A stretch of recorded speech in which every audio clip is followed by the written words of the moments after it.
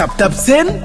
mooy application bi tax nga mën a yónnee ak jot xaalis bitim réew ba Sénégal li ci neex mooy 2 € dong ngay fay ca bitim réew ak lu xaalis bi mën a toll. soo nekkee Canada États-Unis wala Angleterre doo fay dara yomb na te gaaw na ci saa si nga jot message bi sa téléphone ay yow li neex na di. alors lan ngay xaar mën nga télécharger application bi ci Play Store ou Apple Store ci saa si nga daal di mën a yónnee. Ramadan Moubarak. Les supermarchés Low Price by Edeka vous accompagnent durant tout le mois de Ramadan avec une large gamme de produits, plus de 10 000 références, des articles de qualité à des prix imbattables. Faites toutes vos courses en un seul lieu. Des produits alimentaires, des vaisselles, des produits de maison, une boucherie pour vous servir la meilleure qualité de viande, sans oublier les fruits et légumes bien frais. waaw daagul biir supermarché Low Price bu Edeka fekk fa ay panier koor yu am maana si njëg lu yomb fayal ak kàppay am si ay remise yu am solo teg si dool li mën a bokk si tirage au sort pour gagner ay lot yu jékki dayu ak kàppay mooy sa sukkaru koor. Les supermarchés Low Price ay mbégte ak bànneex kese la. Les supermarchés Low Price de Edeka vous souhaitent un bon Ramadan. Kooru jàmm.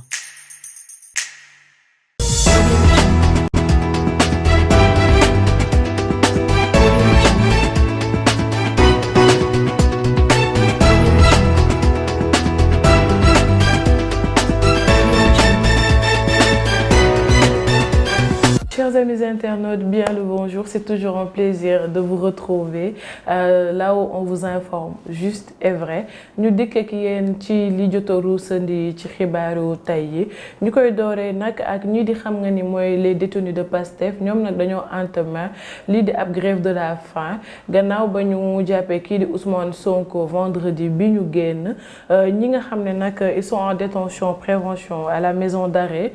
correction de Mack bu Louga. Depuis le mois de juin dernier ñoom nag lañ leen jàpp mooy membre Pastef yooyu noonu ñoom nag dañoo entamé grève de la faim l'observateur di ñu wax ne kii di Diack Sarr mooy le coordonnateur communal de Pastef Abbas Boubou Ndiaye chargé de la magnification ak Djibi Ndour ingénieur de formation et fervent militant du parti ñoom nag dañoo observé une diète depuis ba ñu jàppee ki nga xam ne moo di Ousmane Sonko di seen leader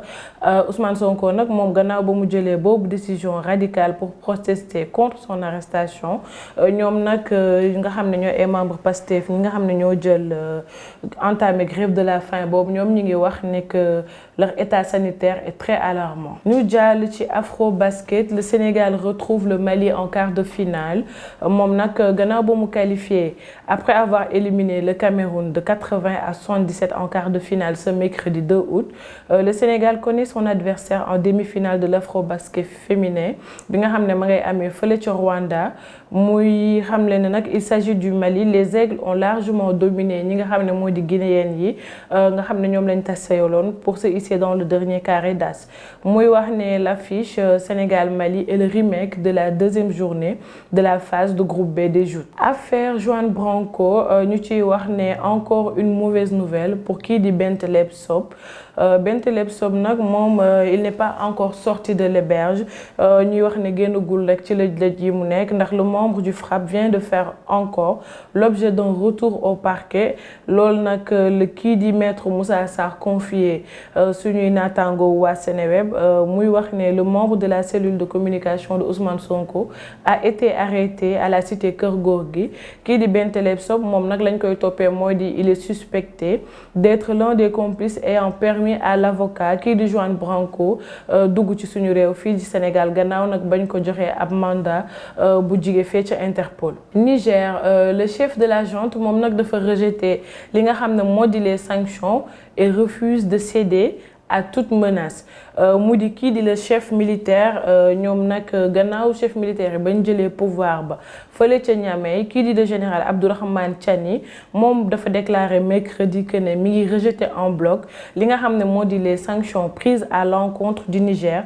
par ses voisins africains et que il refuse de céder à toute menace mu di le conseil le CNSP Conseil national pour la sauvegarde de la patrie au pouvoir moom nag mi ngi rejeté en bloc ces sanctions et d'où qu'ils viennent fu ñu mënti jóge loolu da la déclaré ci benn discours bu jàll foofu ci télévision nationale bu Niamey ba mu ciy wax ni nous refusons toute ingérence dans les affaires intérieures du Niger, a-t-il ajouté à la veille de la commémoration de l'indépendance du pays, ancienne colonie française.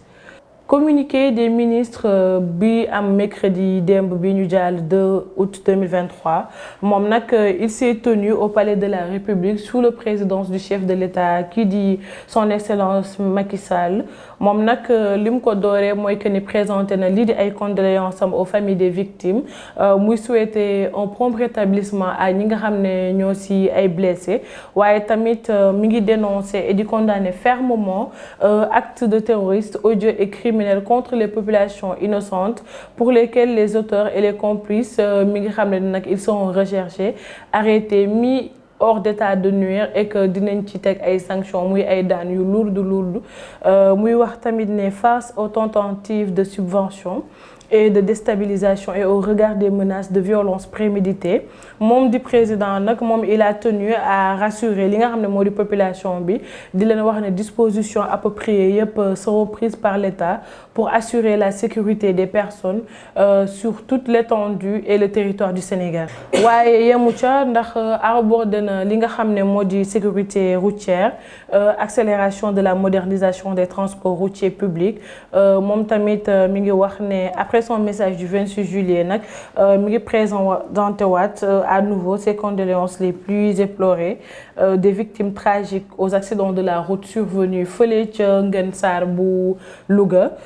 muy wax aussi que ne mi ngi souhaiter prompt rétablissement à ñi nga xam ne ñooy blessé ya ca amoon waaye tamit mu ngi souligner que ni la nécessité de faire appliquer dans toute sa rigueur les dispositions du code de la route mais également de veiller davantage au contrôle technique des véhicules de transport public. Dik ki di Maymouna Dieye de Pastef moom nag gannaaw bañ ko placé en garde à vue moo di la présidente du mouvement national des femmes de Pastef muy Maymouna Dieye moom nag elle a été placée en garde à vue à la division des investigations criminelles di DIC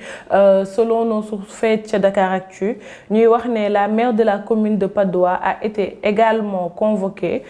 mercredi bi ñu génn par DIC suite à l'emprisonnement de Ousmane Sonko moom nag lañ koy toppee rek pour rappeler mooy dafa am ab vidéo bu mu publié woon dimanche dernier pour dénoncer arrestation wu lii di Ousmane Sonko. ba tey ñu descendi sur la recherche de kii di Juan Branco moom nag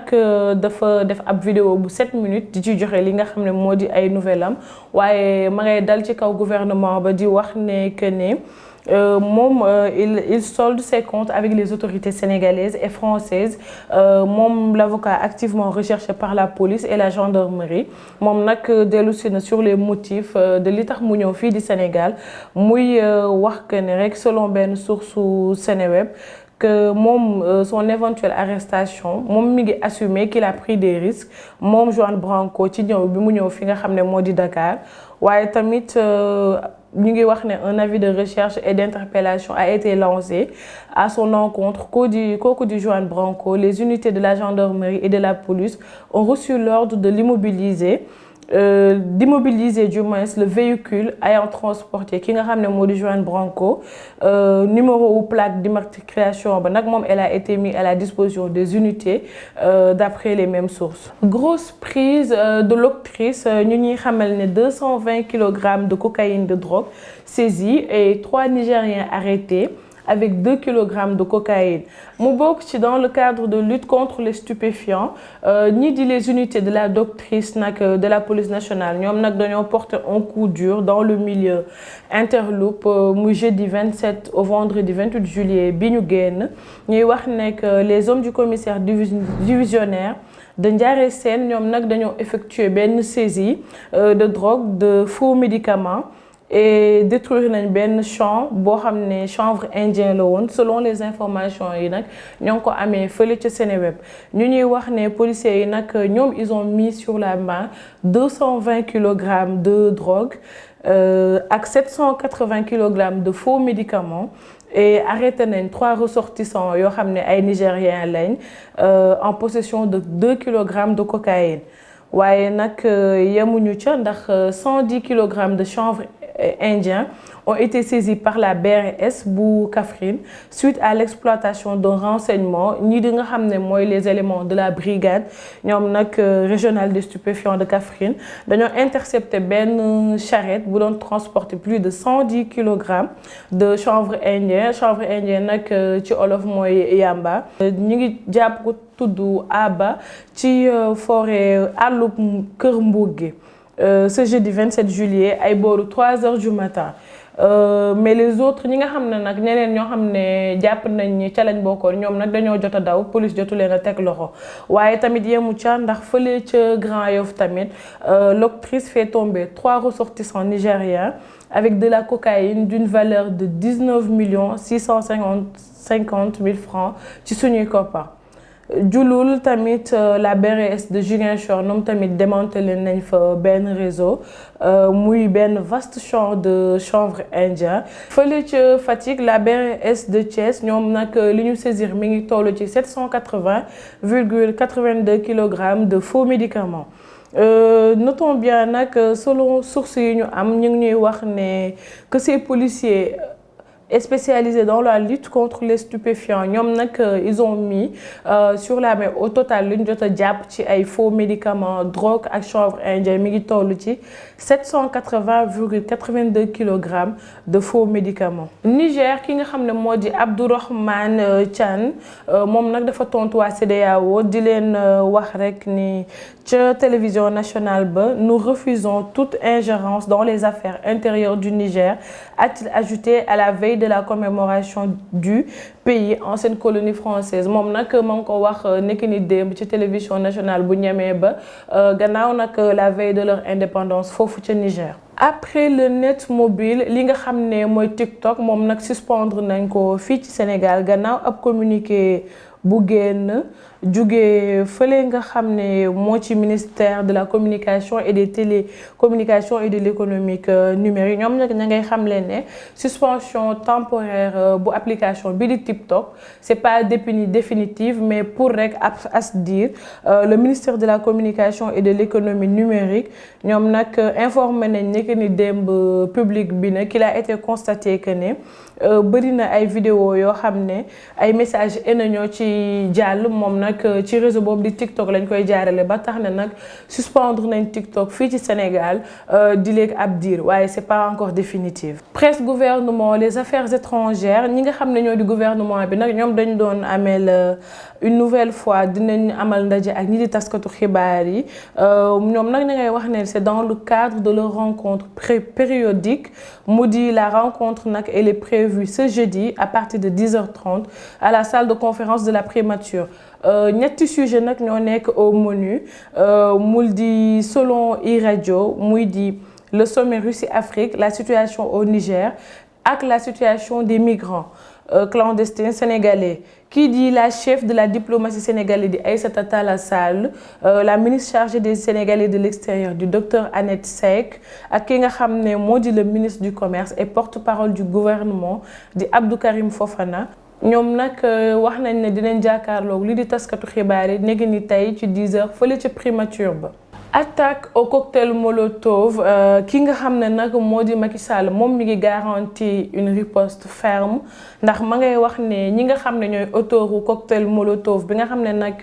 moo taaloon ab bus ba def ci sax ñaari mort ak ay blessés graves. moom nag kii di président Macky Sall mi ngi wax ne ñi def jéey ju ñaaw jooju ils sont recherchés. Et arrêtés, ils seront mis hors d'état de nuire moom nag loolu la promettre kii di président de la République Macky Sall gannaaw na conseil des ministres bi mu amaloon mercredi démb bi ñu génn mu ciy waxal rek ne que képp koo xam ne bokk nga ca wala nga nekk ci complice ñoom ñi ngi leen di wër et ils seront arrêtés et mis hors d'état de nuire moom nag ki nga xam ne mooy Abdou Karim Fofana di porte-parole du gouvernement moom nag loolu la rapporté. Paul Gamgam moom nag il a nommé sa fille de 29 ans directrice adjointe exécutive au cabinet du président ki nga xam ne nag mooy Ange Kangam. Âgée de 29 ans moom nag elle a été nommée directrice adjointe exécutive chargée du conseil stratégie et de politique selon un communiqué et d'une réunion boo xam ne nag cabinet présidé par monsieur Kangam ñoo ko jàllale nekki ni mardi communiqué ba nag ma ngay xamle ne mi ngi annoncé yeneen nomination dont de nouveaux ambassadeurs en Éthiopie fële nga xam ne mooy Maroc en Égypte ak Guinée. muy ñu ñuy xamle ne rek mademoiselle Kangam moom elle a eu à travailler au bureau du président en tant que principale analyste politique depuis 2019 et qu'elle détient des diplômes en sciences politiques et en affaires internationales d'université américaine. Immigration clandestine moom nag defaat na beneen victime bi pa nag ci monde cinéaste la ndax ki nga xam ne moo di Doudou Diop moom nag il figure parmi les victimes décédées de l'immigration clandestine à bord de l'embarcation Fortune moom nag information ba ña ngi ko jotee tey ci suba fële ca RFM muy préciser que il est décédé en chemin ndax nag moom dafa jëloon gaal doon dem fële ca Espagne. Doudou Diop nag moom il était membre du centre Yenega il avait 23 ans moo nekkoon nag l'auteur du film documentaire Le Dépotoir. ñu koy jeexalee ak les manifestations fële ca Pikine ñu ciy wax nag le cauchemar des boutiquiers kenn nag koo xam ne dañ ko tendre micro moom ma ngi cay wax ne ils sont venus en masse m'attaquer ils ont d'abord cassé mes vitres avec des pierres j'ai aussitôt saisi la barre de fer à côté de moi pour riposter moom nag loolu la xam ne fële ca RFM muy wax ne bu dul woon barre de fer ba mu yor kon tey dinañ ko gaañ jël la nga xam ne tey moo nekk ci boutique am te loolu moom lay suturloo. mi ngi xam le ne aussi ne toj nañ lii di ay caméra de surveillance am ña nga yoroon ay ngànnaay yor ay coupe-coupe ba lii di waa koñ ba sax ñemewuñu woon jàmmaarloo ak ñoom moom daal ab njàmbaarte moo ko ca génne waaye kon négi-négi waxatuñ ko. lii moo fi jotoon ruusandi ci ay xibaar ñu leen di jox dig daje d'ici demain à la même heure restez scotchés à la suite de nos programmes là où on vous informe juste et vrai portez-vous bien à demain à la même heure.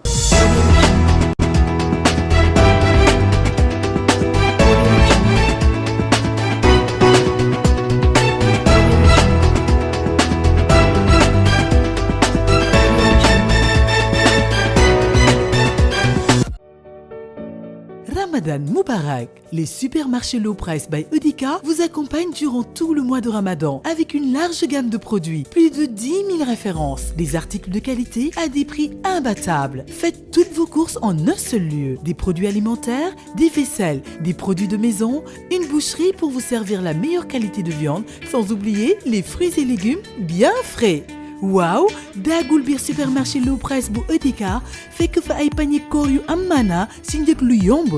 fayal ak kàppay am si ay remise yu am solo teg si dool li mën a bokk si tirage au sort pour gagner ay lot yu jékki dayu ak kàppay mooy sa sukkaru koor les supermarchés Low Price ay mbégte ak bànneex kese la les supermarchés Low Price de Edika vous souhaitent un bon Ramadan kooru jàmm. Hello guys, une bonne nouvelle avec TapTapSend, une nouvelle application sûre et rapide. Envoyez de l'argent partout à travers le monde, que ce soit l'Europe ou les États-Unis, avec TapTapSend. Utilisez le code promo TANGE26 et gagnez 10 € sur chaque transfert. Téléchargez l'application sur Apple Store ou Play Store. Avec TapTapSend, tout est révolu.